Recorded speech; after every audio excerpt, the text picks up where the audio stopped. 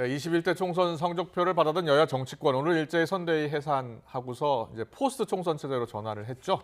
180석 압승이라는 무게를 감당해야 할 민주당, 또 참패로 인한 당 수습이 난제로 떠오른 통합당.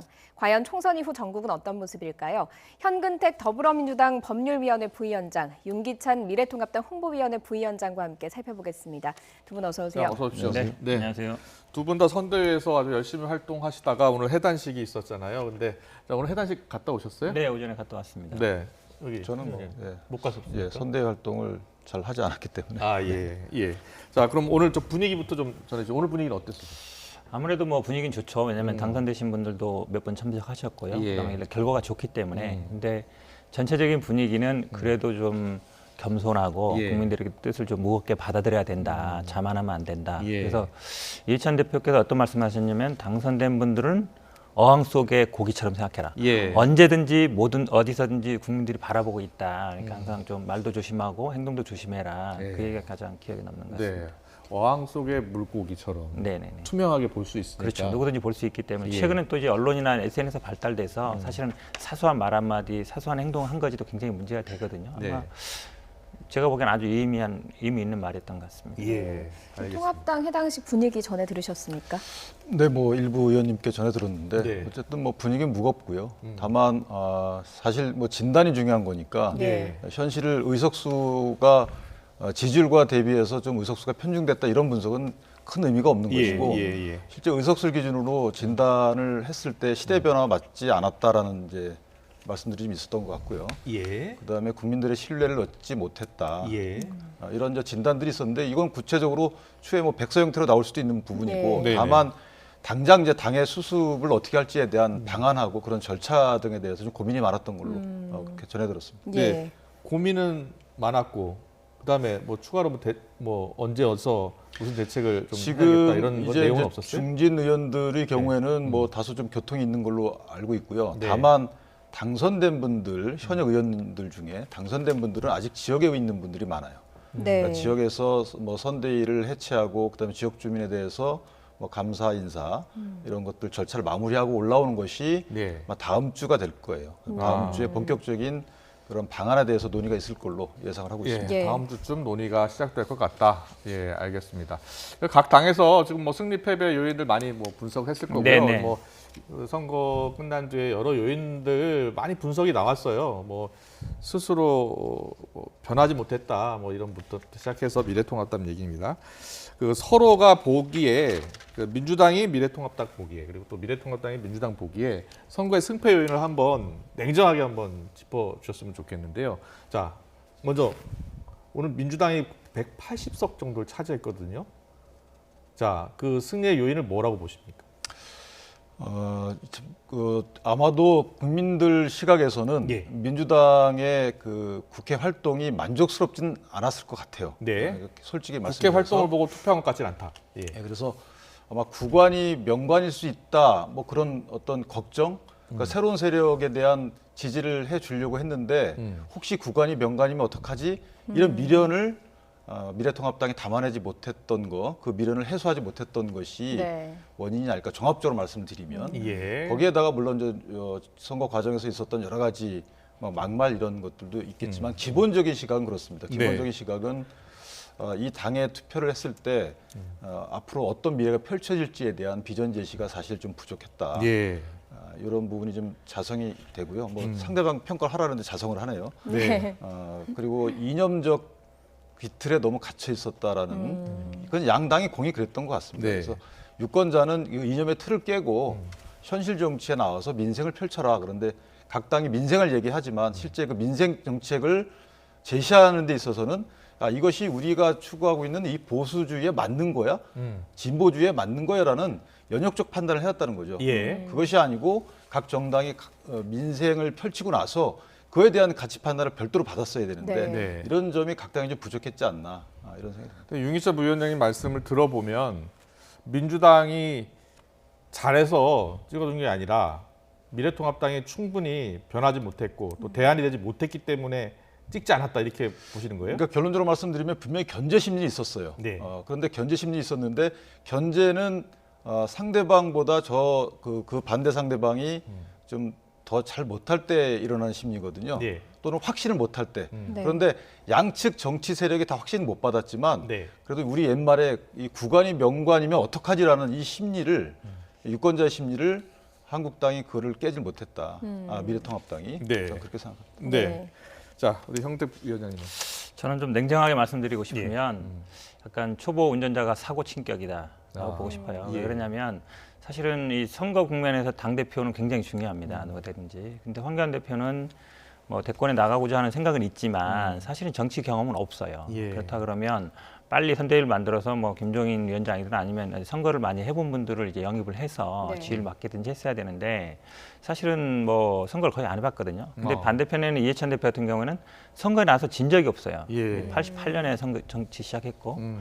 그러니까 7번 나서 7번 다 이겼거든요. 예. 대선도 뭐 그래서 어찌 보면 저는 실력 차이다라고 보는 게 맞습니다. 지금 네. 뭐 어찌 보면 뭐 예를 들어 공천 과정이든 막말이든 아니면 뭐 그 황교안 대표로 상징되는 어쨌든 박근혜 정부에서 뭐 법무부 장관, 총리 뭐 그다음에 뭐 권한대행도 했지만 그런 것도 본인이 어느 정도 만약에 실력이 있으면 극복할 수 있거든요. 네. 그러니까 결국은 아마 실력 차이가 이번에 그러니까 오너 리스크라고 오너라고는 할 수는 없죠. 당 대표가 오너라고는 할 수는 없지만 예. 그래도 각 당을 이끄는 두 사람의 어쨌든 정치 경험이라든지 아니면 이런 선거에서의 그 동안의 뭐 경험 아니면 그런 어떤 실력 차이가 저는 아마 가장 크지 않았나라고 냉정하게 얘기하고 싶습니다. 예. 네. 실력 차이, 특히 지도부가 선거 지휘가 좀 서툴렀다 이렇게 보시는 것 같은데 선거 전략이나 이런 면에서도 좀 부족했다 이렇게 보고 네, 있는 것 같아요. 인정합니다. 예. 그런데 이제 이번 선거는 사실 보수 성향의 정당에게 국민이 던진 메시지는 예. 이 전략적 차원, 기술적 차원은 아니라고 봐요. 예. 컨텐츠 차원이라고 봅니다. 네. 그러니까 전략과 기술은 이렇게 4번 연속 질 수가 없어요. 그리고 20대 총선 때도 사실은 3당 구도라는 그 구도에 대한 해석을 제외한다면 예. 그때도 이긴 그보다 의석수를 더 적게 얻을 수 있던 그럴 염려가 있던 선거였어요. 예, 예.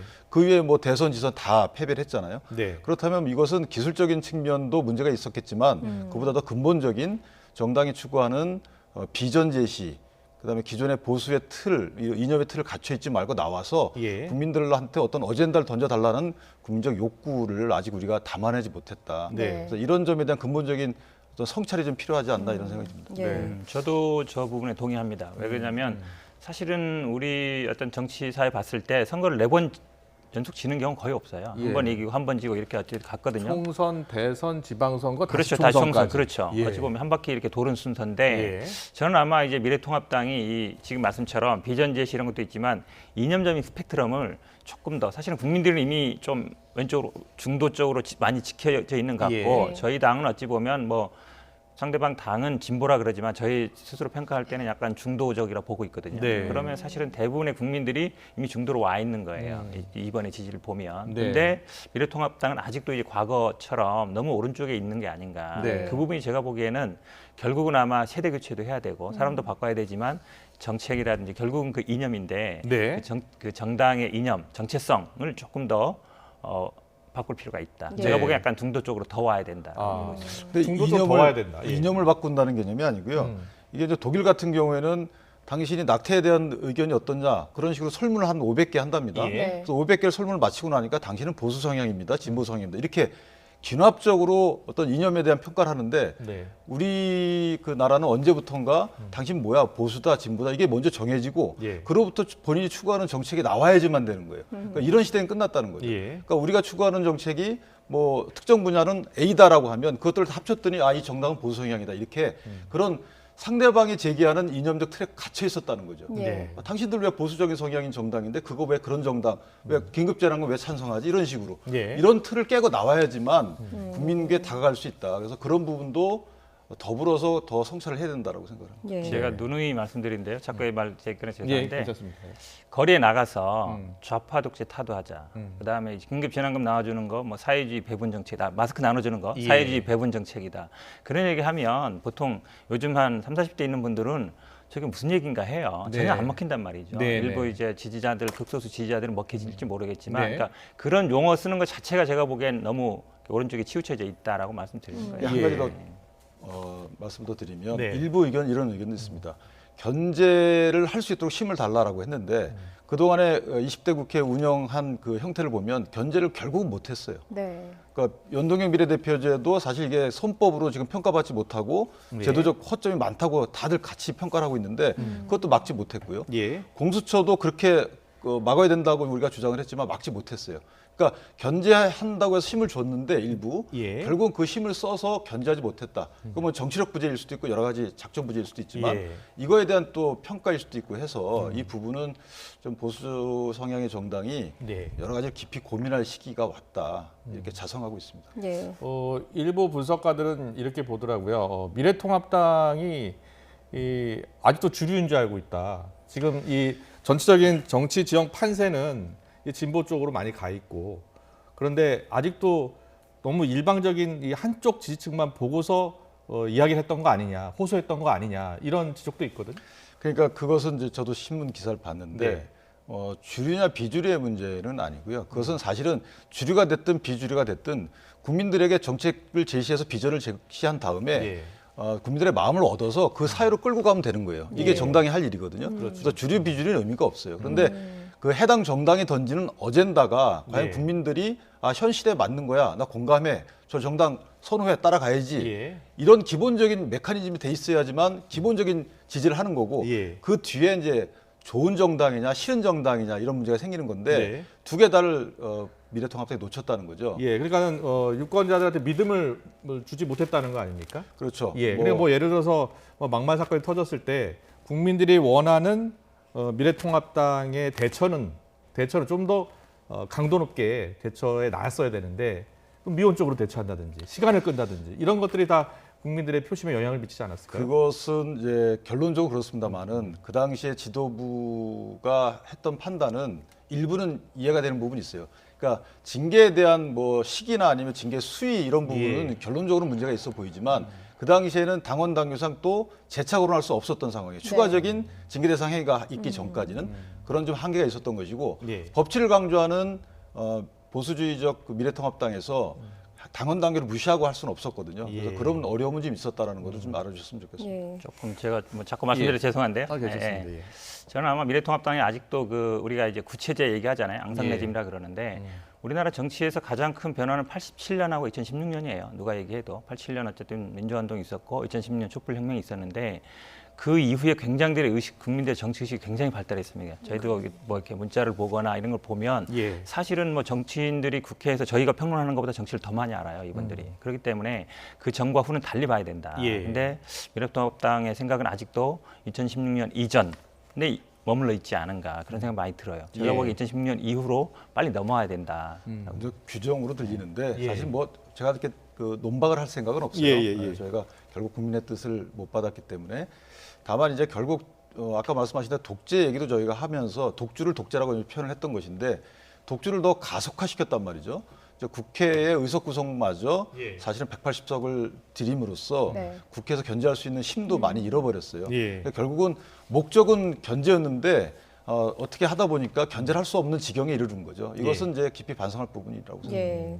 지금 각 당의 분위기도 한번 살펴봐야 될 것 같습니다. 민주당 지도부 연일 겸손, 책임감 네네. 이런 단어들을 쓰고 네. 있습니다. 그런데 시민당 쪽에서요. 국보법 철폐 그리고 네. 윤석열 검찰총장 거취를 뭐 묻는 이런 이야기들이 나오고 있거든요. 민주당에선 선을 긋고 있긴 한데 어떻습니까?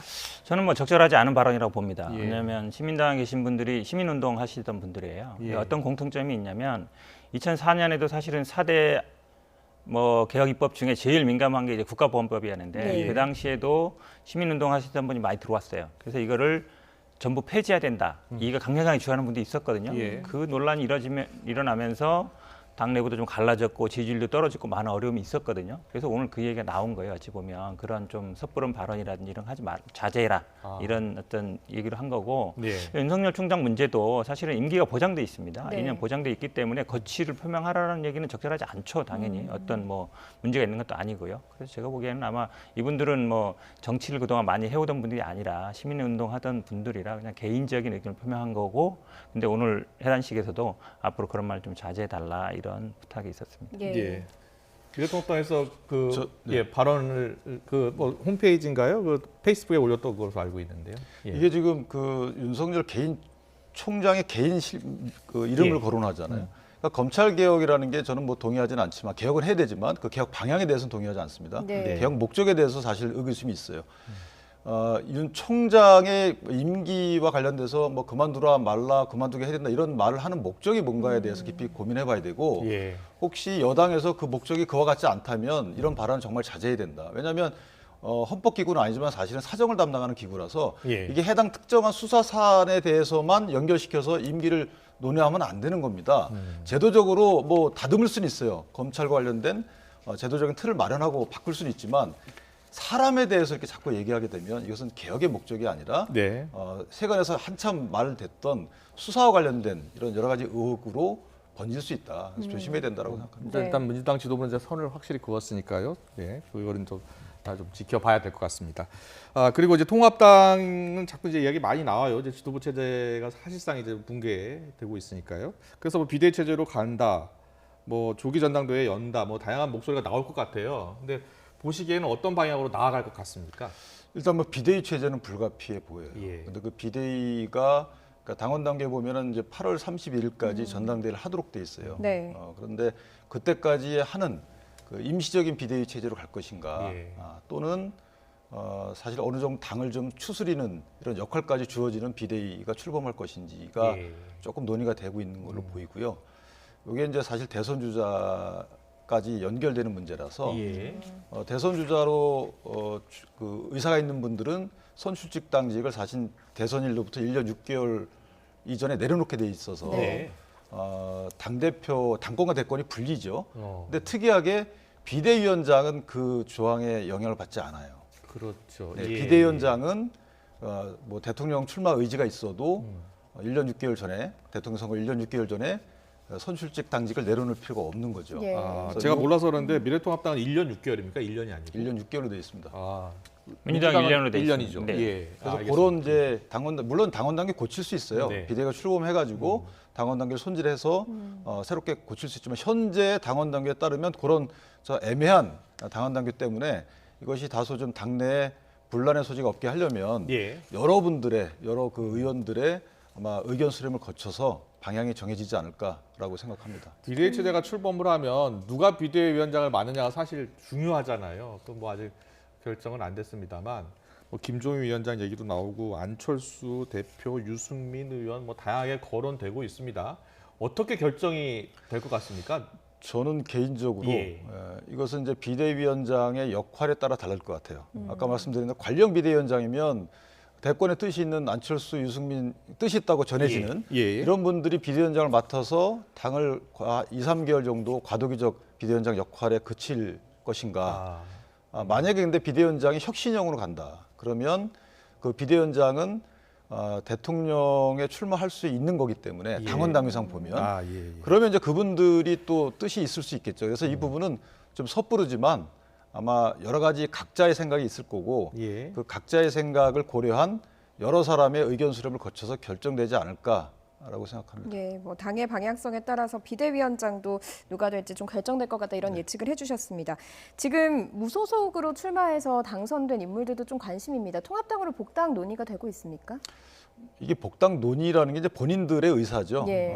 그 복당 절차라는 게 본인들이 복당 신청을 하게 되면 해당 시도당에서 일단 심사를 해서 결정한 뒤에 최고위원회 결정으로 의결로다가 확정이 되는 겁니다. 그러니까 결국은 이제 당 지도부의 결정에 따라 달라지는 건데 복당을 원치 않는 그 분들은 딱 한 가지죠. 예. 원내대표 선거가 이제 5월달에 있을 예정인데 원내대표 선거의 경쟁자로 여겨질 분에 대한 복당은 조금 그와 관련된 거는 여러 가지 이해 상충이 될 수 있겠지요. 예. 그런데 당 전체적인 측면에서 보면 복당을 불허할 이유가 있느냐라는 의견이 좀 많은 것 같고 예. 그 원내대표 한 가지가 좀 변수가 아닐까 싶어요. 네. 그런데 지금 뭐 거론되는 분들 다 제3의 인물이 아니잖아요. 그러니까 지금 거론되고 있는 인물들이. 근데 이제 새로운 비대위원장이라면 좀 새로운 인물이 나와야 되지 않느냐 이런 의견도 있거든요. 그러니까 새로운 인물이라는 것이 당내 여러 가지 그 걱정들을 다 아우를 수 있는 예를 들면 지금 영남권의 당선자가 굉장히 많습니다. 비율로 보면 예. 이전에 비해서 그다음 국민들이 보시기에 영남권 당선자분들이 지도부 전면에 나서게 되면 또 오해를 살 수 있는 부분도 있고 예. 당의 어떤 그 정체성에 대한 또 뭐 다른 평가가 나올 수 있고 해서 네. 이런 여러 가지 제 세력 통합된 지 얼마 안 되기 때문에 그런 제 정치 세력에 대한 이해관계 그리고 당의 정체성과 관련된 또 방향 제시 네. 그러니까 상당히 좀 복잡한 거라서 예. 당 외 인물이 선호를 받을 수도 있어요. 네. 의원들 입장에서는 네. 그건 아직까지 제가 뭐 말씀드리기 어렵습니다. 네. 민주당은 어떻습니까? 민주당은 이제 이해찬 대표가 올 여름까지죠. 네, 임기가. 8월까지입니다. 예, 8월까지고 예.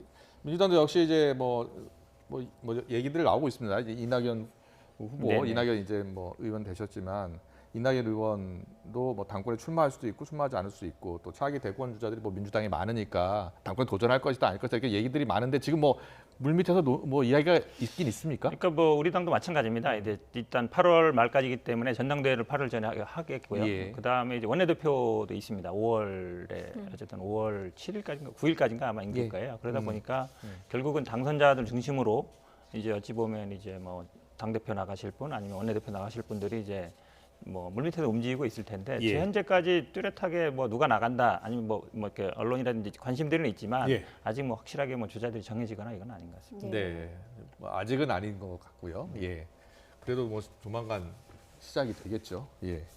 자, 계속해서 이제 21대 국회 임기가 시작된다면 여야가 붙을 쟁점들을 좀 짚어보려고 하는데요. 자, 검찰개혁 부분 공수처 설치 뭐 이런 부분이 아닐까 싶어요. 근데 네네. 공수처 설치와 관련해서 뭐 공수처 위원들 또 위원들 누굴 또 공수처장 시킬까 이것도 논의를 그렇죠. 하려면 네. 또 야권에서 추천한 인사가 있고 그러지 않습니까? 네네. 또 어떻게 논의가 될 것 같아요? 이게 아마 다 아시겠지만 7분이 인사위원인데 네. 그중에 2분을 추천하게 돼 있고 이제 3분은 이제 뭐 저 대한변협 그다음에 법원행정처 법무부 장관이 들어오고요. 예. 4분이 이제 국회에서 선임하는데 여당이 둘, 야당이 둘. 법에는 어떻게 되냐면 대통령이 속했거나 속했던 정당이기 때문에 민주당이 일단 여당이고요. 그럼 이제 야당 몫이 2자리인데 제가 보기에는 예를 들어서 뭐 따로 비례위성정당을 만들지 않는다면은 예. 미래통합당이 2명의 위원이 되는 거예요. 그러니까 그것 때문에 제가 보기에 비례위성정당을 만들 필요는 굳이 없다라고 보는데 오히려 이제 그런 것보다 이제 상임위 배분이라든지 그다음에 국회 부의장이라든지 아니면 뭐 보조금 받는다든지 이런 면에서 오히려 교섭단체를 만들 유혹은 느낄 수 있다. 예. 하지만 하지만 선거 과정에 합당한다고 했고 그리고 또 위성정당이라 그랬거든요. 그럼 네. 제가 보기에 합당하는 게 맞다. 그러니까 따로 아마 비례정당에서 예를 들어서 뭐 한 분을 영입한다든지 아니면 다른 당과 같이 해서 만약에 그 교섭단체를 만든다면 결국은 위성 교섭단체다라고 할 수밖에 없거든요. 그렇겠죠. 그러니까 어찌 예. 보면 이제 국민들이 이 선거 과정에도 위성정당 만든 게도 굉장히 비판이 많은데 네. 이 교섭단체까지 위성으로 만들면 제가 보기에 아마 더 안 좋을 것 같아서 그냥 빨리 합당하시는 게 가장 예. 좋을 것 같습니다. 예. 뭐 저희 말씀을 좀 주셨는데 네. 사실은 공수처장 후보 추천이 네. 그 추천이 구성이 당면 과제죠. 사실은 7월달에 발족을 해야 되는데 예. 법에 따르면 그러면 그중에 말씀하신 대로 이제 4명이 정당에서 추천하는 4명이 문제입니다. 국회에서 추천하는. 예. 그중에 2분은 어차피 여당에서 추천을 하게 돼요. 나머지는 그 밖에 교섭단체에서 2명을 추천한다라고 되어 밖에 있어요. 교섭단체. 예. 그렇다면 교섭단체가 2개면 저희가 이제 미래통합당이 하는 거고 예. 만약에 여당의 위성정당이 교섭단체를 하나 만들면 이것도 이제 분란의 여지가 있는 거예요. 그런데 이전에 이제 여당 측에서 하셨던 말씀 중에 이 공수처장 임명과 관련돼서는 정치적 중립성이 보장이 된다. 왜? 예. 왜냐하면 야당 측에서 2분의 후보자 추천위원을 추천하게 되니까 결국 7분의 6 이상이 찬성을 해야지만 공수처장이 추천이 되는데 네. 야당 2명이 반대하면 안 되지 않느냐라는 논리를 세웠어요. 아. 그렇기 때문에 그 부분은 여당이 지켜줄 거라고 믿고 예. 따라서 그 공수처장 추천위 구성과 관련돼서는 아마 쟁점이 되면은 그것은 여당의 약속 위반이다. 저는 이렇게 생각합니다. 네. 그렇죠. 아까 말씀드린 것처럼 그러니까 그 이 지금 비례 위성정당 자꾸 죄송합니다. 비례 예. 교섭단체 문제는 사실은 공수처하고는 직접 관계는 없어요. 네. 아까 말씀처럼 만약에 야당에서 2명 하는 거기 때문에 교섭단체가 둘인 경우에는 각 당에서 하지만 예. 만약에 야당의 교섭단체가 하나다.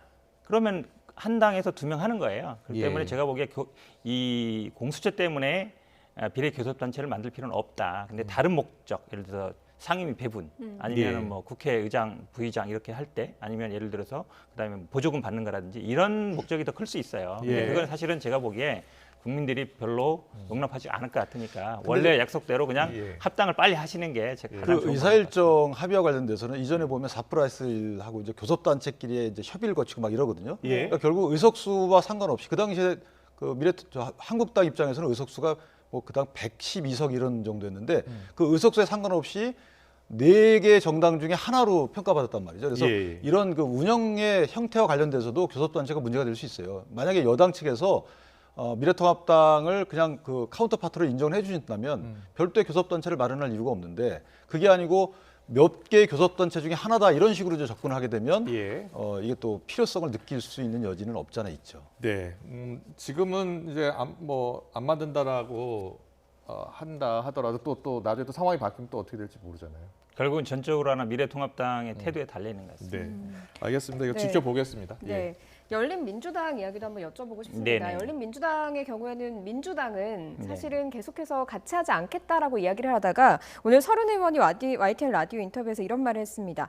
열린민주당과 함께 할 수밖에 없다. 이런 이야기를 했거든요. 당내 길이 어떻습니까? 뭐 당내에서 공식적으로 얘기하는 건 아닌 것 같고요. 의원이 모르겠지만 일단 더불어민주당이 17석이고 예. 열린민주당이 3석이다 보니까 합하면 20석이 되다 보니까 네. 교섭단체 요건을 갖춘다. 그러니까 이제 뭐 하시면 되는 거 아니냐 이렇게 얘기를 하시는 것 같은데요. 근데 그 원칙이 안 맞죠. 왜냐하면 우리 민주당이 계속 이분들은 뭐 공천에서도 약간 배제대가 이런 분들이 많은 당입니다. 함께 예. 안 합니다. 이렇게 얘기를 해왔거든요. 쭉. 근데 갑자기 뭐 바뀌었다고 태도를 돌변할 수는 없는 거고요. 원칙을 예. 지키는 게 굉장히 중요합니다. 예. 사실은 그런 원칙을 계속 저희들이 메시지를 냈기 때문에 어찌 보면 더불어시민당도 저희들이 원하던 어떤 의석을 가진 거예요. 안 그랬으면 사실은 열린민주당 쪽으로 많이 갔겠죠. 네. 그런데 이거를 갑자기 뭐 태도를 바꿀 건 아니라고 보고요. 아마 설론 최고위원님 말씀 제가 보기에는 그냥 개인적인 의견 정도인 것 같습니다. 예. 네. 미래통합당은 어떻게 보세요? 뭐 지난 20대 국회 운영 과정에서 사실 저도 믿고 싶어요. 그런데 사실 항상 이렇게 좀 바뀌어 왔어요. 말씀에 따른 행동과 예. 이게 바뀌어 왔고 물론 예. 정치는 생물이지만 그런 이제 말씀을 대외적으로 하신 경우에는 지켜주셨으면 좋겠고요. 예. 최근에 개헌 얘기도 나온단 말이죠. 그래서 그 개헌 행보와 관련돼서도 같이 할 필요성을 느낄 수 있는 것이고 예. 더군다나 패스트트랙 재판과 관련돼서 미래통합당 의원들 당선된 의원들이 8명과 9명 정도가 지금 재판을 받고 있어요. 예. 그런데 만약에 예. 만에 하나 그 당선 모의형이 많아지게 되면 107석 전체 부소속까지 해가지고 예. 107석에서 사실 90석 이하로 90대로 내려간단 말이죠. 그렇다면 나머지를 전부 다 규합하게 되면 정말 그 우스갯소리를 했던 것과 같은 이런 예. 그 개헌 저지선이 무너질 수 있고 물론 이건 기우입니다만은 예. 어쨌든 숫자적으로 이렇게 나온다는 거예요. 그래서 여당 입장에서 보면 내부적으로 상당히 정치된 또 통제 그 수단을 좀 마련한 상태에서 의사 운영을 했으면 좋겠다라는 게 제 바람입니다. 예. 그 얘기가 사실은 이제 9분이에요. 통합당에서. 네. 그럼 이제 국회 선진화법은 벌금 500만 원 이상 직을 잃으니까. 예. 근데 그 직을 잃은다 해서 그 직이 또 민주당이 오는 건 아닙니다. 이제 재선거를 하게 되는 거죠. 보궐선거를 하게 되겠죠. 예, 그런 거라서 예. 사실은 그리고 지금 뭐 개헌까지 얘기할 단계는 아니다. 예. 그런 것 같습니다. 국민적 공감대도 아직 그건 아닌 것 같습니다. 네. 그런 것 같습니다. 그리고 지금 이제 최대 현안 가운데 하나가 이제 재난 지원금 있지 않습니까? 긴급 재난 지원금 문제인데 이게 지금 국회에 넘어오긴 했는데 지금 여야가 아직도 만나지 못했어요.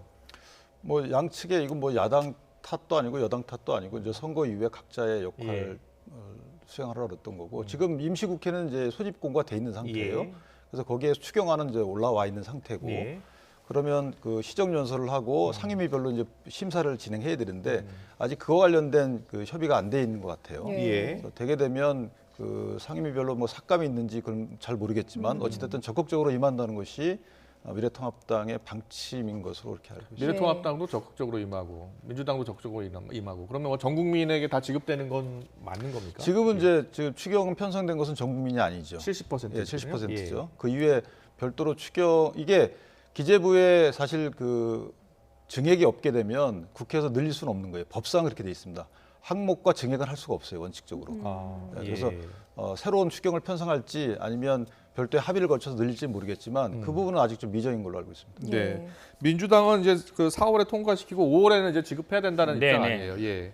정확히 말씀하셨는데요. 그러니까 증액을 할 경우에는 지금 어쨌든 올라온 거는 지금 뭐 7조 좀 넘는 금액입니다. 근데 지자체랑 아마 VL로 해서 9조 7천억인데요. 지금 13조 정도로 이제 늘리려면 네. 이 기재부의 동의가 필요합니다. 네. 근데 기재부가 계속 이제 재정 안정성을 계속 얘기하고 있어요. 그래서 네. 그 부분이 결국은 아마 일단 야당에서 좀 먼저 동의를 해주셔야 되고, 왜냐하면 황교안 전 대표가 전 국민 50만 원 얘기했기 때문에 네. 어쨌든 지도부에 지금 공백 상태라서 예. 뭐 새로운 뭐 원구성이 되기 전에라도 뭐 만약에 권한대행이 지금 한다 그러면 좀 더 적극적으로 나왔으면 좋겠고, 결국은 아마 마지막 협상이라기는 그렇지만 어쨌든 기재부의 동의가 필요한 부분이기 때문에 기재부와 국회의 어떤 조율 과정이 저는 반드시 거치게 될 것으로 보고 있습니다. 네. 네, 뭐 미래통합당도 이제 선거 과정에서 100% 주자라고 했습니다만 처음에는 또 그렇지는 않았거든요. 그러니까 그 나오게 된 배경이 이제 그 박형준 선대위원장이 차라리 그럼 다 주자 이렇게 나왔던 거죠. 예. 차라리 다 주자. 왜냐하면 그 70%라는 것이 뭐 어떻게 나왔는지 모르겠지만 네. 그 대상 선정 과정도 상당히 논란이 있을 수 있고, 그다음에 뭐 행정력 낭비도 있을 수 있고 예. 뭐 이런 차원에서 다 주자라고 얘기 나왔던 아, 건데.